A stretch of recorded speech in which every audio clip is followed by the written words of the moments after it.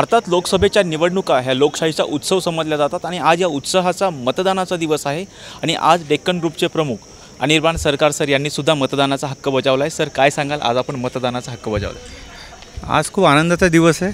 आज 5 वर्षात एकच दिवस असा येतो आहे की जिथे आम्ही आमचा सरकार निवडून आणतो आणि मी जे मतदान केली आहे ती देशाची सुरक्षेसाठी। आज आपल्याकडे खूप वर्षानंतर स्टेबल गव्हर्नमेंट आलं आहे स्टेबिलिटीसाठी आणि आज इकॉनॉमी तसंही वर्ल्डमध्ये नंबर 5 आहे। पुढच्या वर्षी बघू की नंबर 3 नंबर 2 पण यायला पाहिजे।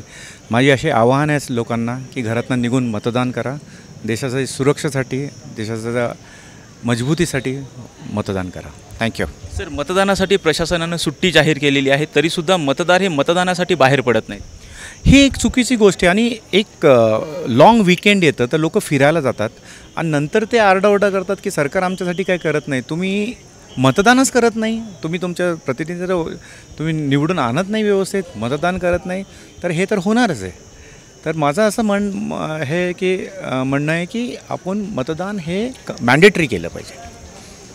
पहिल्या 3 टप्प्यामध्ये आपण महाराष्ट्रामध्ये बघितलं तर मतदानाचा टक्का कुठेतरी घसरला होता। आज 4थ्या टप्प्याचं मतदान होतं आहे।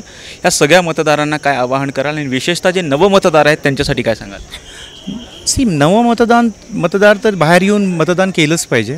त्याचं कारण आहे देशाचं जे भवितव्य आहे हे तुमच्यावर आहे।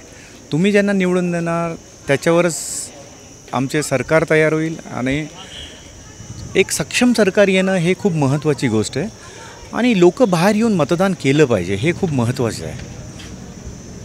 हे होते डेक्कन ग्रुपचे प्रमुख अनिर्बान सरकार सर यांनी सुद्धा आता मतदानाचा हक्क बजावला आहे। टॉप न्यूज मराठीच्या माध्यमातून आम्ही सुद्धा मतदारांना आवाहन करतोय की त्यांनी लोकशाहीच्या या उत्साहामध्ये सहभागी व्हावं आणि मतदानाचा हक्क बजावावा। व्हिडिओ जर्नलिस्ट पियुष एरोडेकरसह राजरत्न जोंधळे, टॉप न्यूज मराठी, पुणे।